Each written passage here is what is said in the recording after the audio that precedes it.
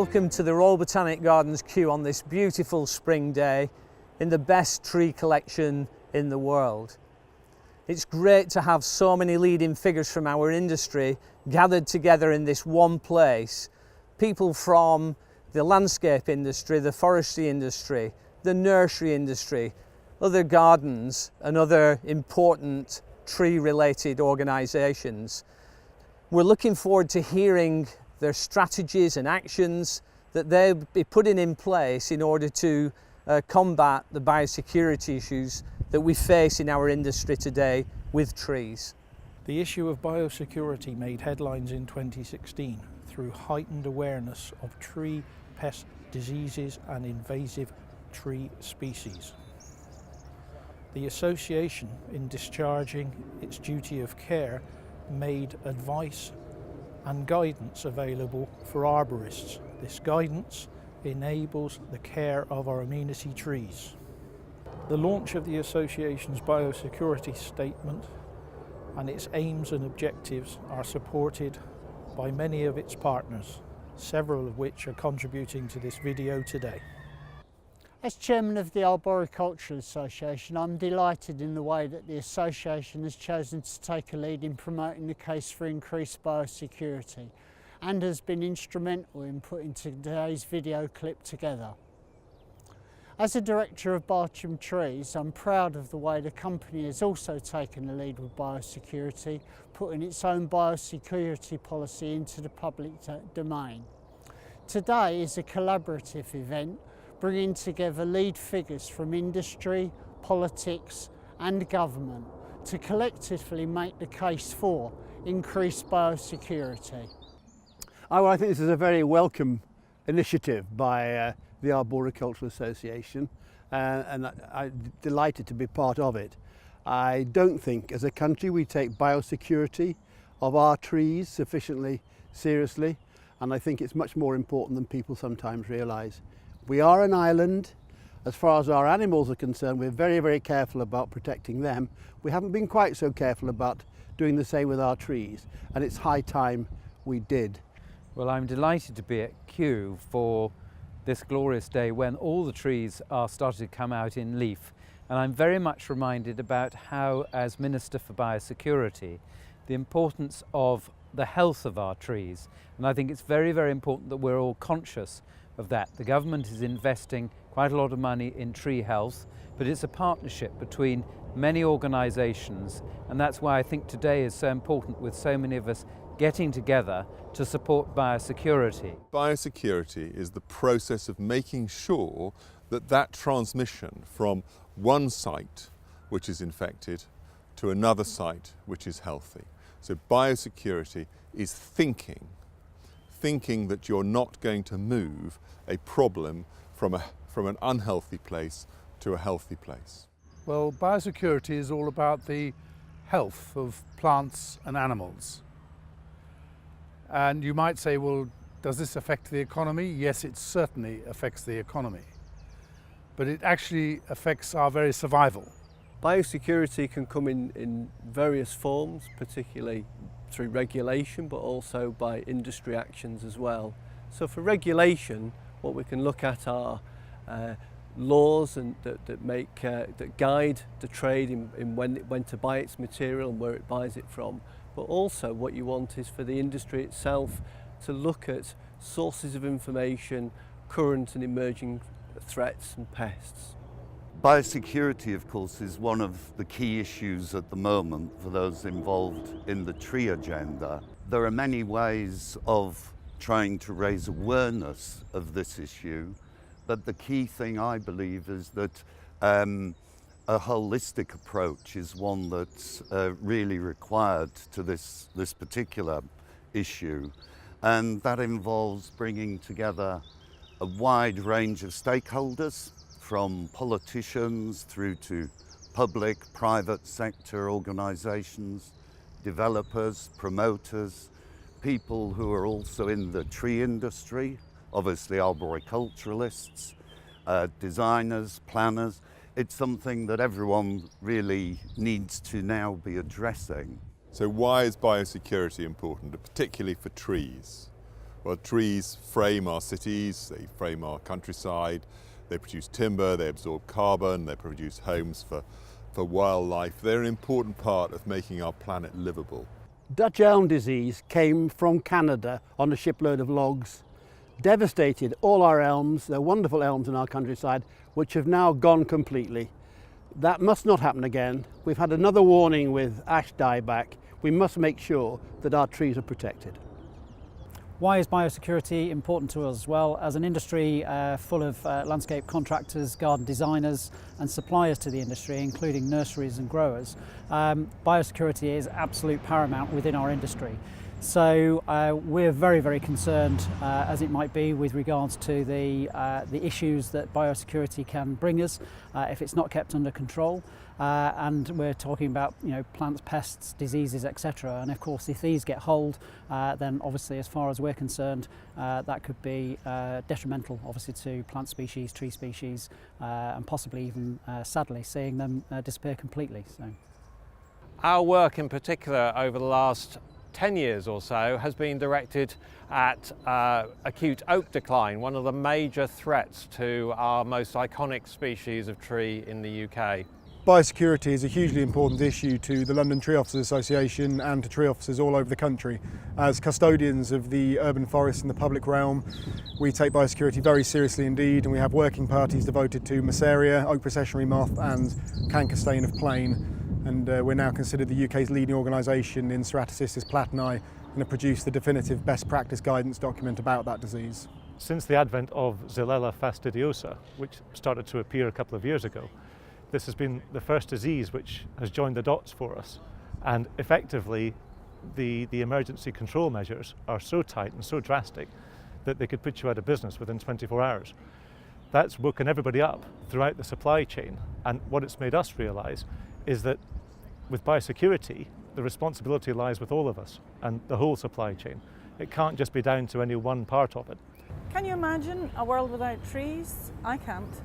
And yet, a lot of our trees in the UK are under severe pressure from pests and diseases that they weren't a few years ago.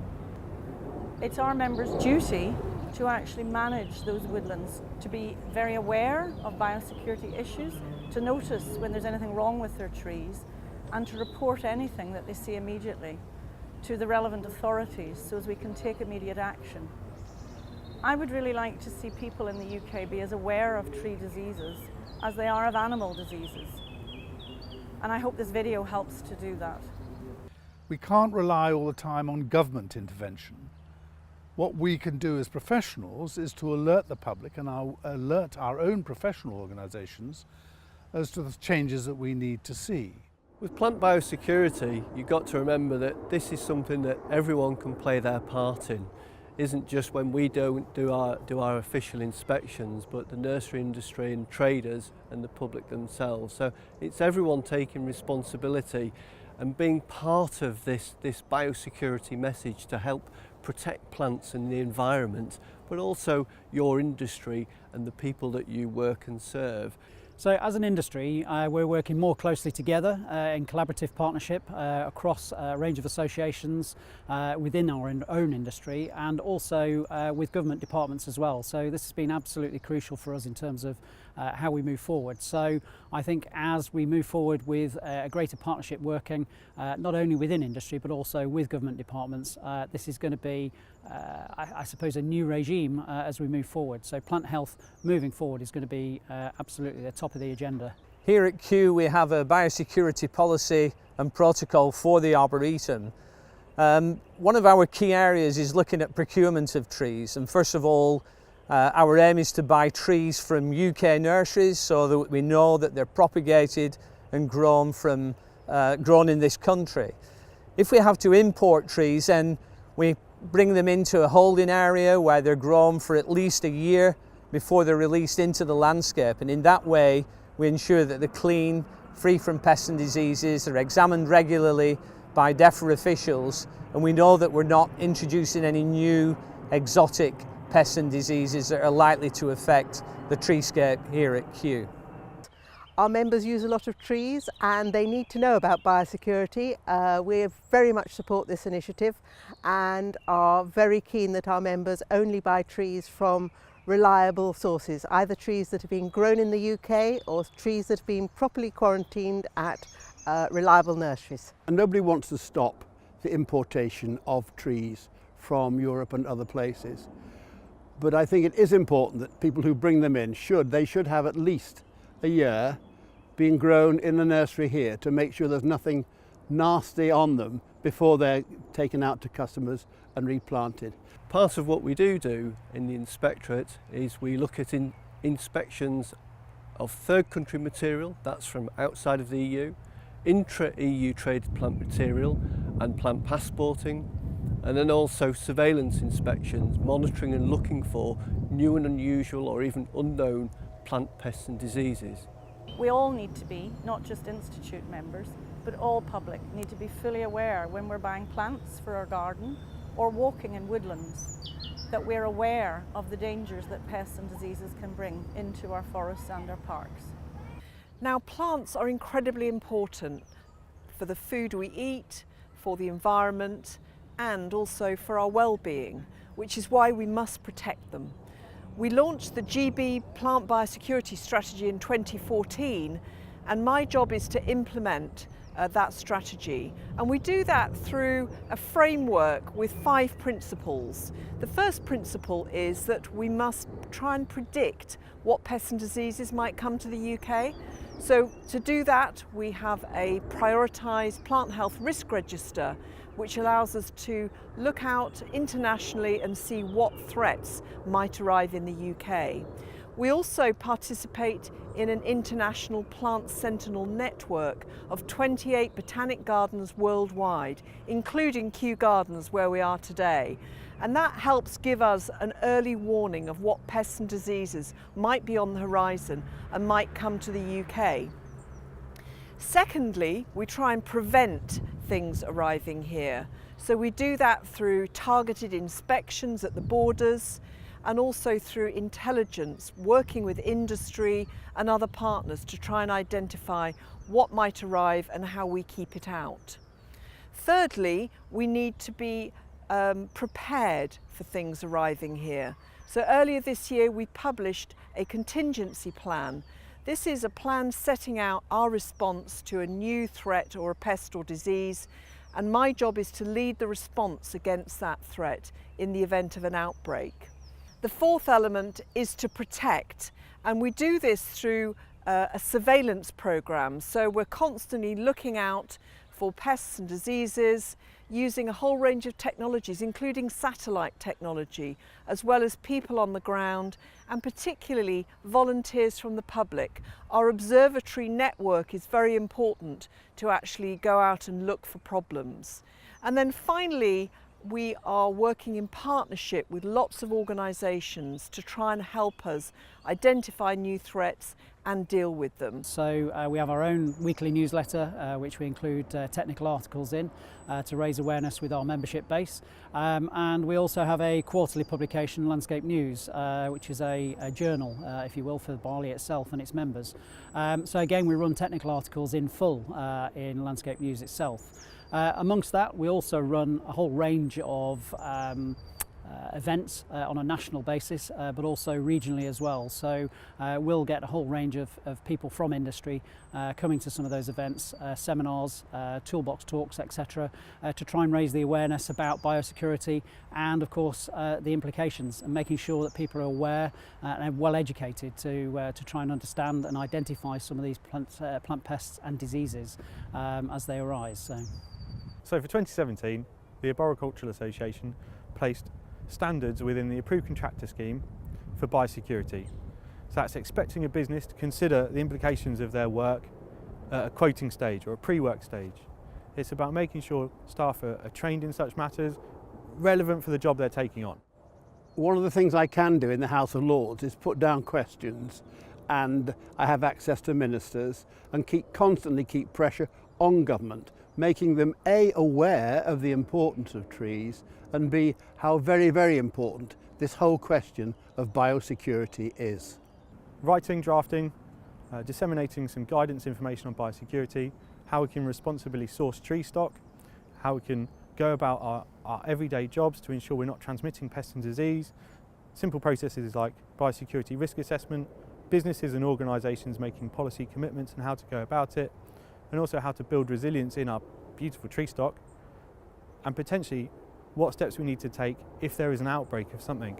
Well, at the moment we have a campaign called Keep It Clean to encourage the public, and in particular those that are working in the tree industry, to think about biosecurity, to think about keeping things off transport, off tools, and off themselves as they move from one place to another, to make sure that they disinfect and wash things down and make sure that pathogens stay where they are. Even if there is no pathogen, it's better to have been safe than sorry. That also applies to the machinery and equipment that arboriculturalists and others in the industry use, because that can readily transfer a range of quarantine plant pests and diseases around. One of particular concern is plain wilt that could move quite easily on chainsaws and other pruning equipment, and that could be brought in if somebody's working abroad on the near continent and come back and work on similar plant species over here. Biosecurity is essential if we're to preserve the trees we have today in fine health and ensure that the future populations are equally as healthy.